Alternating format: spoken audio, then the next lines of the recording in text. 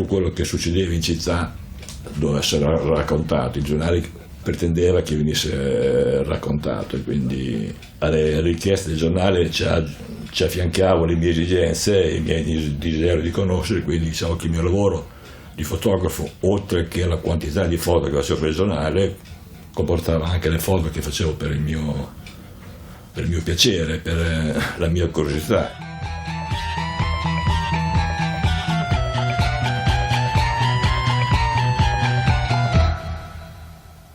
Cioè io ho iniziato a fare il fotografo perché avevo un'esperienza, un bagaglio culturale dietro, per essere presente sulle cose, che io ho sempre ritenuto importante essere presente sulle cose. Quello era importante nel 68, nel 77, era importante negli anni 80. Ho iniziato a lavorare nei giornali in un modo sistematico, con modo continuativo nell'87. Ecco, prima ero fotografo dilettante, quindi lentamente inizierai a collaborare con sia l'Unità che con Repubblica, poi alla fine la scelta mia cade sull'Unità, e quindi diventai il fotografo dell'87, il fotografo dell'Unità. Prima io lavoravo in fabbrica, facevo il metalmeccanico, di verità ero un tecnico elettronico, quindi collaudavo gli ascensori, e la fabbrica era la Sabbia, nella zona Santa Viola di Bologna. Negli anni 80 erano gli anni dopo il 77, quindi erano gli anni nel quali in città a Bologna c'era anche un desiderio di cultura molto forte, e alla fine del 77 aveva chiuso le persone all'interno delle case, quindi era molto difficoltoso comunicare tra le persone, tra i giovani. Noi all'interno della fabbrica facevamo un giornale che si chiamava Prometeo Fuoco.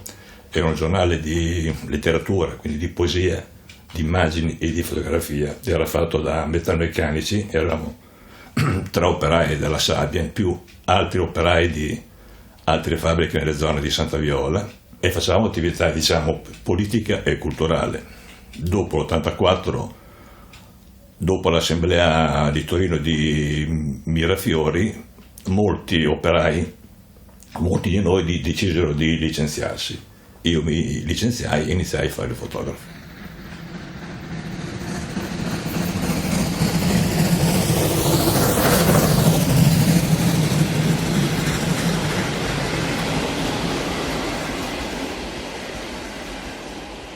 Perché tutta l'Italia è rimasta senza parole davanti a questo atto di veramente... A dicembre dell'84 c'è stato questo attentato sul treno 904 di Saveneto Val di Sambro. Io alla sera da dilettante sono partito per andare a fotografare questo avvenimento.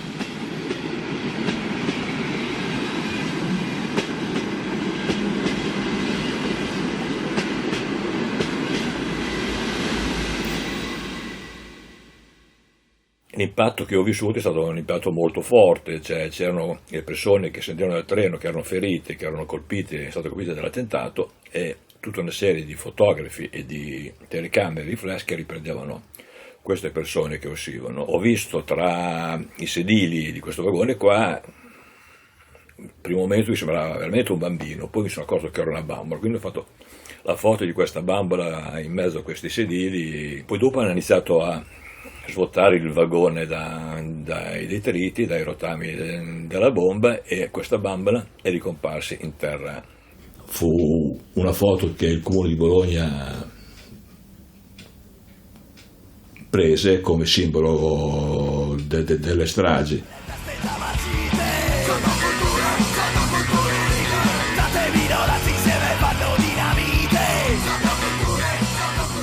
Poi negli anni 80 diciamo che era una città abbastanza chiusa, come ti dicevo all'inizio, era una città che usciva dagli anni 70, da 77, quindi era molto difficile poter comunicare e avere luoghi di incontro tra i giovani. In quegli anni lì però iniziavano a sorgere verso la metà degli anni 80 dei nuovi movimenti, nuovi fermenti all'interno dell'ambiente giovanile, tra i quali il movimento punk, e quindi l'occupazione delle case e le lotte dei punk per uno spazio loro abitativo. Reddime!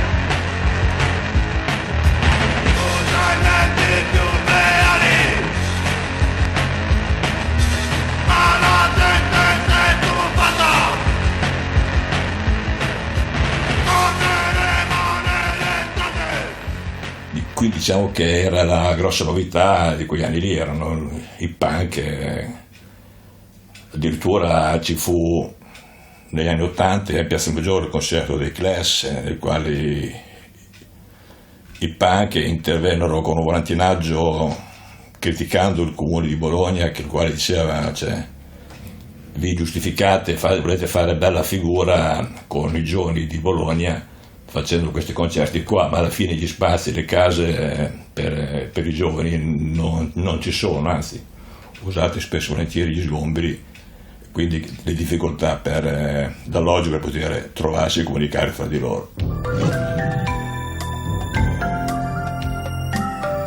Loro no, lui no, lui sì.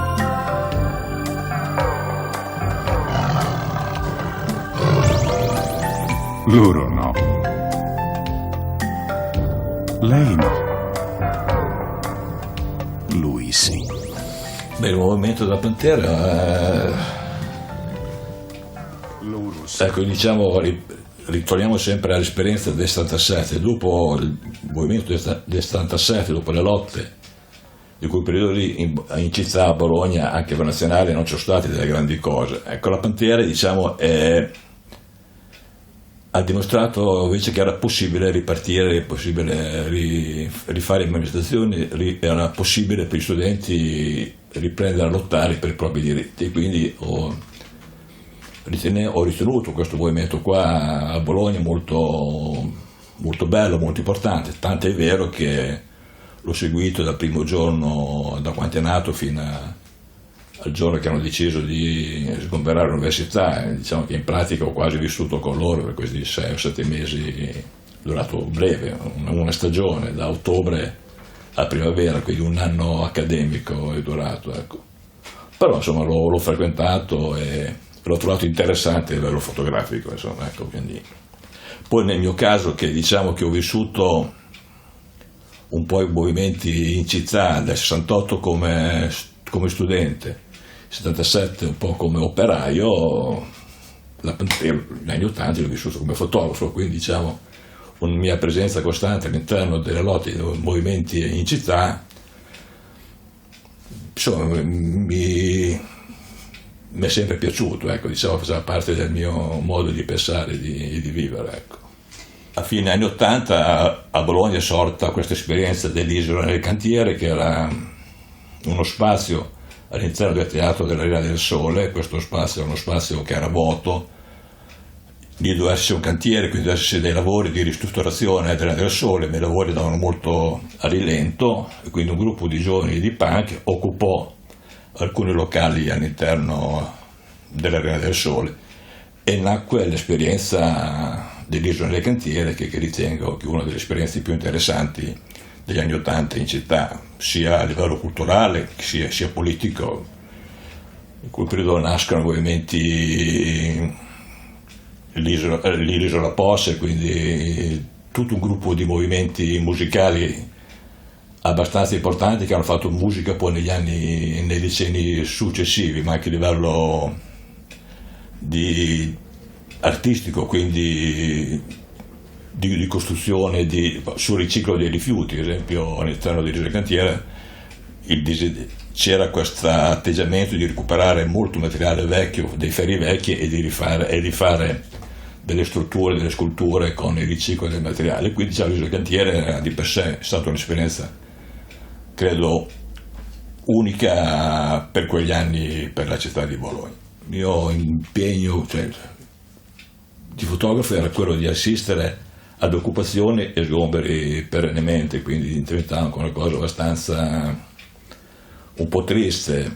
Basta pensare che nel mese d'agosto io non andavo mai in ferie, stavo a Bologna, perché in agosto c'erano gli sgomberi delle varie realtà bolognesi, capito? Ti parlo dell'occupazione di Villa Serena, il Pelle Rossa in Piazza Verdi, il 36 in zona universitaria, quindi c'è tutto il periodo d'agosto, diciamo dall'1 al 15 agosto.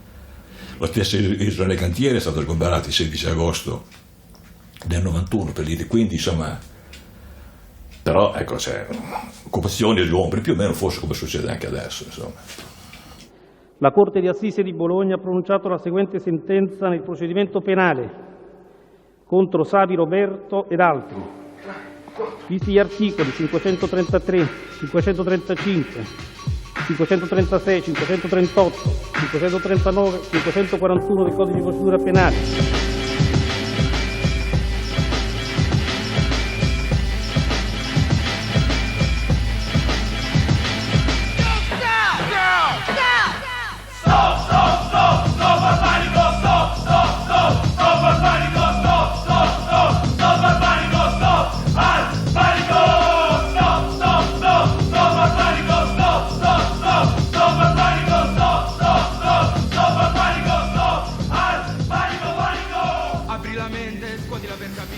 Infatti Luna Bianca era uno stress allucinante, Luna Bianca, quasi insopportabile, perché questi tutte le mattine alle 8:05 per una decina d'anni, credo, non tutte le mattine, però insomma spesso e volentieri facevano o l'omicidio o la rapina, oppure alla sera alle 8, e chiaramente gli orari non erano orari a caso, col senno di poi, perché senno di poi erano gli orari di cambio di servizio di questi poliziotti qua, e alla fine diventava anche una cosa.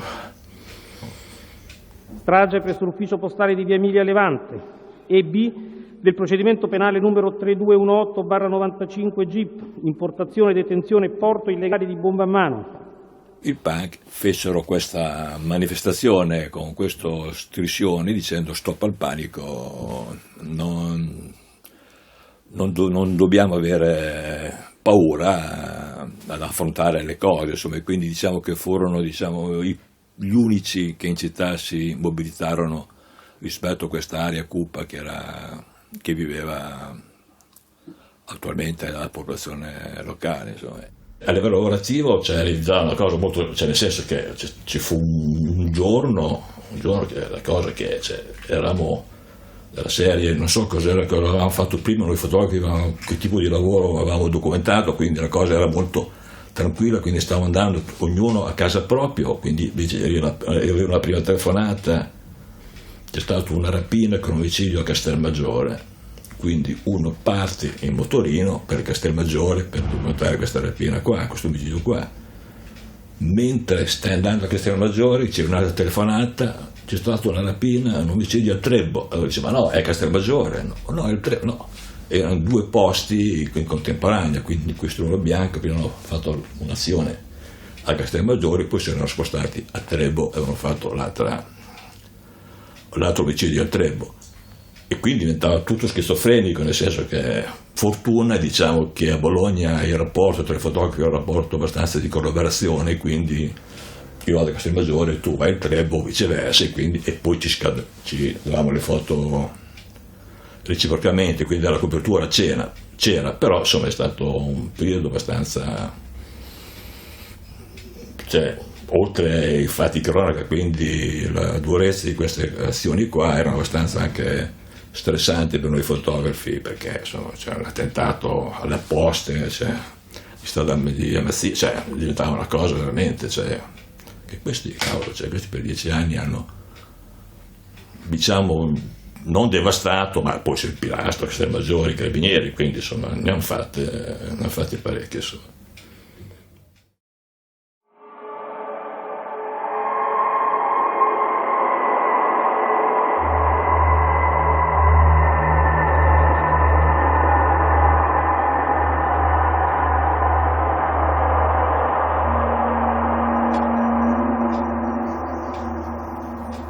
Non è mai successo che la polizia mi ha chiesto, no, diciamo 2 volte la polizia mi ha chiesto i negativi. Una volta perché ho fotografato a Reggio Emilia un ospedale psichiatrico, quindi i giornali sono usciti con una serie di notizie legate a questo ospedale psichiatrico, quindi la procura ha aperto un'indagine su come vivevano gli ammalati all'interno della struttura, e quindi ha voluto le mie foto agli atti per avviare un procedimento di conoscenza. E un'altra volta me l'hanno chieste dopo i fatti di Genova del 2000, che la Digos a Bologna mi ha chiesto le foto di Genova. In tutti e 2 i casi le foto non le ho date, nel senso che se non ho le foto devono farmi un mandato di perquisizione e vari studi e per il materiale, quindi questo, ma credo che era chiaro anche da parte della polizia sapere che loro sapevano chi io ero, capito, che quello è il mio passato, quindi non ero certo la persona con cui potevano contare di avere il materiale sulle occupazioni o robe varie, capito? Quindi. Poi la cosa simpatica di Reggio Emilia è che le foto dell'ospedale psichiatrico fecero sì che fu chiuso quel ramo di quell'ospedale, quindi infatti adesso c'è una sede credo di università, per dirti, quindi a volte il nostro lavoro di fotografi serve anche per fare che le cose cambiano, insomma. E quindi questo, diciamo, ecco, è l'aspetto bello del lavoro di cronaca, ecco, se uno lo fa in un certo modo, ecco.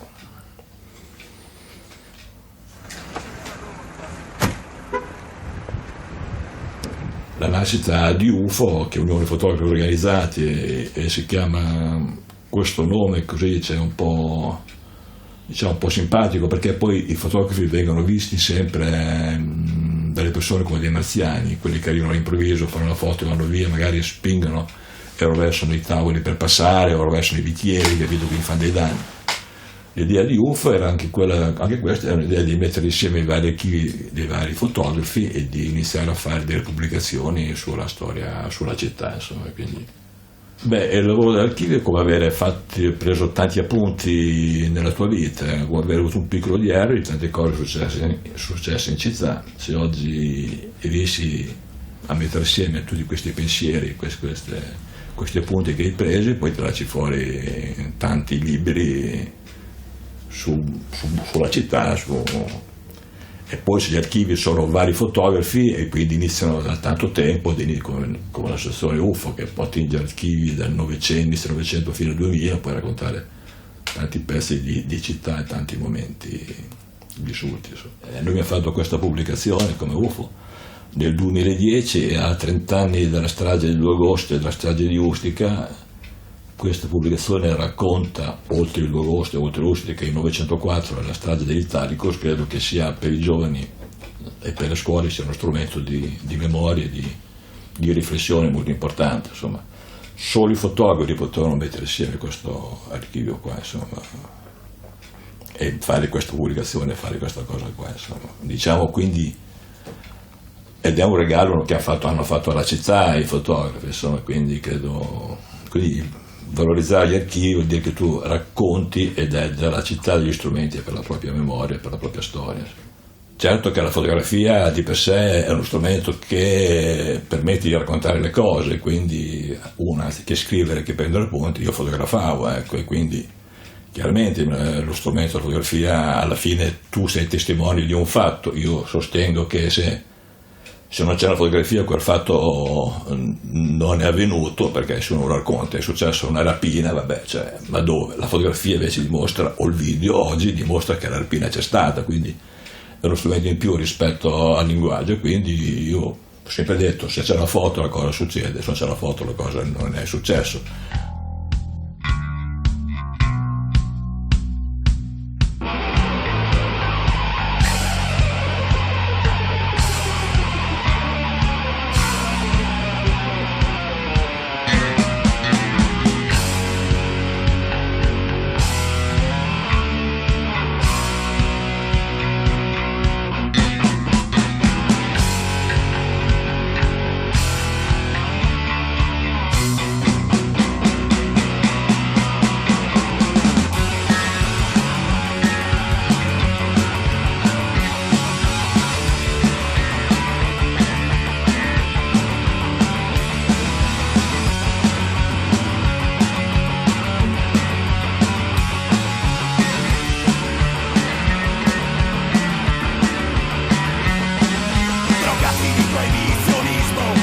Sicurezza che diventa controllo.